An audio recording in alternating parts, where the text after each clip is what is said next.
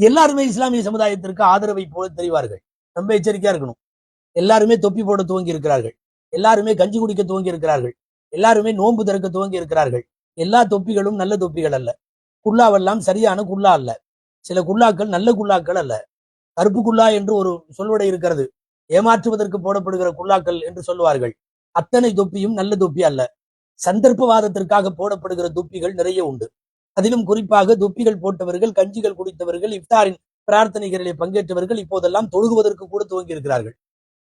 இதுல என்ன வியப்புன்னா, தொழுக வச்சவங்களுக்கும் தெரியும் சம்பந்தப்பட்ட இஃப்தார்ல கலந்து கொண்ட ஒரு காஃபிரின் தொழுகை கூடாது. பக்கத்துல தொழுதவங்களுக்கும் தெரியும். கூட்டிட்டு வந்து யார் நிறுத்தினாங்களோ அவங்களுக்கெல்லாம் தெரியும். அத்தனை பேருக்கும் தெரியும்.